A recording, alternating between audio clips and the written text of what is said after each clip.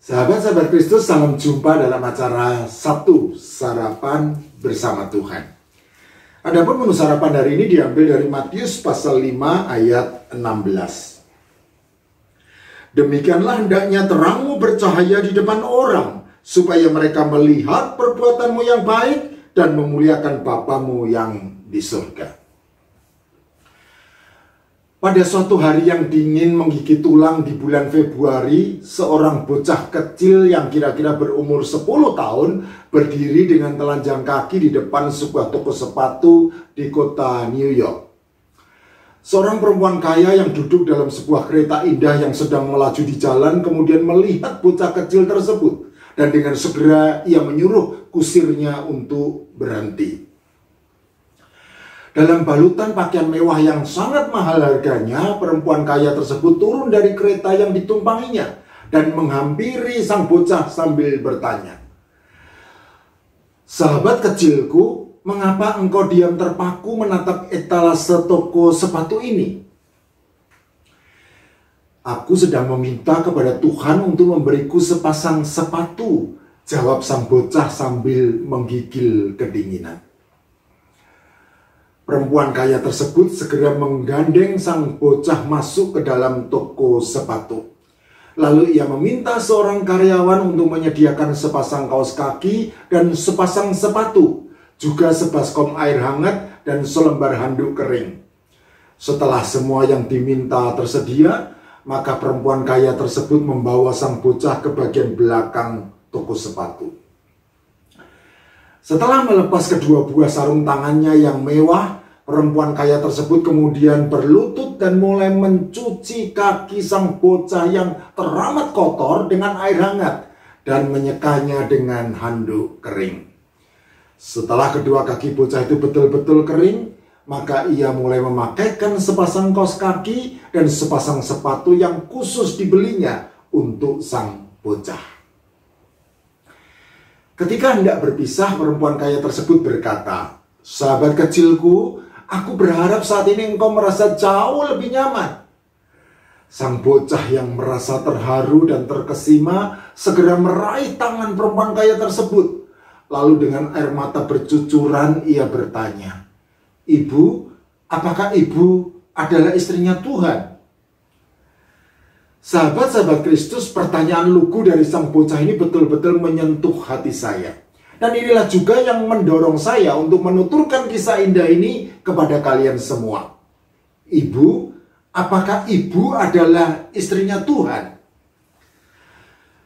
Nampak jelas bahwa di dalam pertanyaan lugu sang bocah ini terkandung pemahaman yang sangat tebal akan kebaikan Tuhan yang dipahaminya sebagai pribadi mulia dengan gender laki-laki. Dan berhubung perempuan kaya tersebut sangat baik hati kepada dirinya, maka sang bocah kemudian berpikir bahwa jangan-jangan perempuan kaya tersebut merupakan istrinya Tuhan. Inilah logika yang sederhana dalam kepolosan pikiran seorang anak kecil yang seharusnya mendorong kita untuk selalu berbuat baik. Sahabat-sahabat Kristus, nampaknya logika sederhana yang sejenis juga diajukan oleh Tuhan Yesus Kristus ketika ia bersabda, "Demikianlah hendaknya terangmu bercahaya di depan orang, supaya mereka melihat perbuatanmu yang baik dan memuliakan Bapamu yang di surga." Matius pasal 5 ayat 16. Perhatikanlah bahwa pada saat orang lain melihat perbuatan kita yang baik, maka Bapa kita yang di surgalah yang dimuliakan. Hal ini berarti ada korelasi yang kuat antara perilaku dengan jati diri atau identitas. Sehingga ketika perilaku kita baik, maka jati diri atau identitas kita sebagai anak-anak terang atau anak-anak Bapa di surga pun terkonfirmasi. Berdasarkan pemahaman inilah, maka Tuhan Yesus Kristus meminta setiap kita untuk hidup memancarkan terang kebaikan Allah Bapa di surga. Sahabat-sahabat Kristus, haruslah diakui bahwa frasa "supaya dilihat orang" seolah-olah menyiratkan bahwa tujuan dari berbuat baik adalah untuk pamer kebaikan di hadapan orang lain. Hal ini sama sekali bukan merupakan maksud dari Tuhan Yesus Kristus.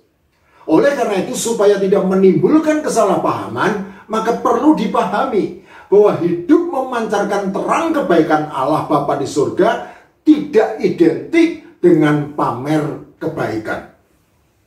Hal ini jelas dinyatakan Tuhan Yesus Kristus ketika Ia bersabda, "Kamu adalah terang dunia, kota yang terletak di atas gunung tidak mungkin tersembunyi. Lagi pula orang tidak menyalakan pelita lalu meletakkannya di bawah gantang, melainkan di atas kaki dian sehingga menerangi semua orang di dalam rumah itu." Matius pasal 5 ayat 14 dan 15. Sama seperti kota yang terletak di atas gunung tidak mungkin tersembunyi, maka jati diri atau identitas kita sebagai terang dunia pasti juga akan terlihat dengan sendirinya melalui kehidupan kita sehari-hari yang memancarkan kebaikan. Dan sama seperti pelita yang dinyalakan dengan tujuan untuk menerangi sekitarnya, maka demikian juga sebagai terang dunia, kita juga harus hidup dengan tujuan untuk menjadi berkat dan membawa manfaat bagi orang-orang di sekitar kita. Sahabat-sahabat Kristus, kita adalah terang dunia. Itulah jati diri kita dan itulah identitas kita.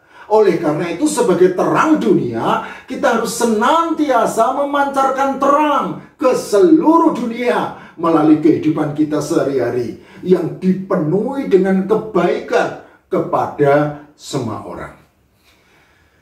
Memang kita melakukan perbuatan baik supaya dilihat orang, tetapi hal itu bukan karena kita ingin pamer kebaikan, melainkan karena pada hakikatnya kita memang betul-betul baik tanpa kepalsuan dan pencitraan, sehingga melalui kehidupan kita yang memang betul-betul baik itu, maka mata dunia akan melihat jati diri atau identitas kita, dan nama Bapa kita di surga pun dimuliakan.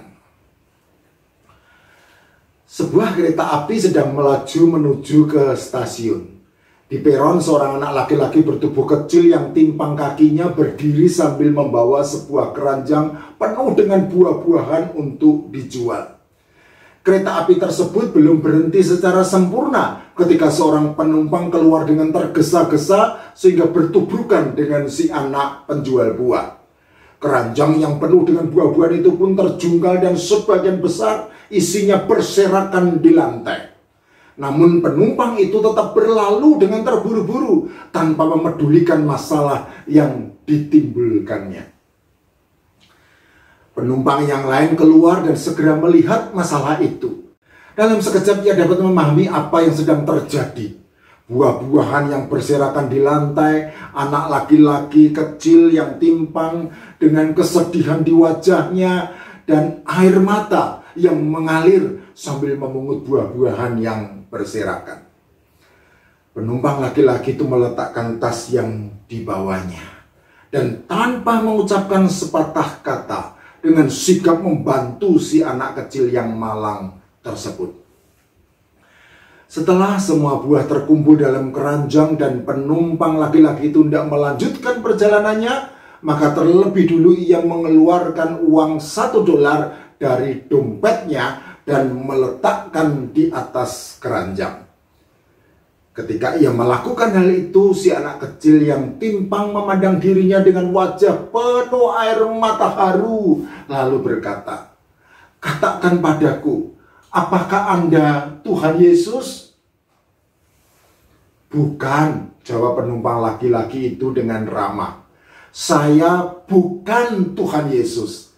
Saya hanya salah seorang pengikutnya, dan alasan saya melakukan hal ini karena saya mencoba untuk selalu melakukan segala hal yang menurut pemikiran saya pasti juga akan dilakukan oleh Tuhan Yesus di dalam situasi semacam ini." Sahabat-sahabat Kristus, kebaikan merupakan salah satu hal penting dari pekerjaan Allah di bumi. Dan kita sebagai umatnya sudah seharusnya hidup memancarkan terang kebaikannya. Amin.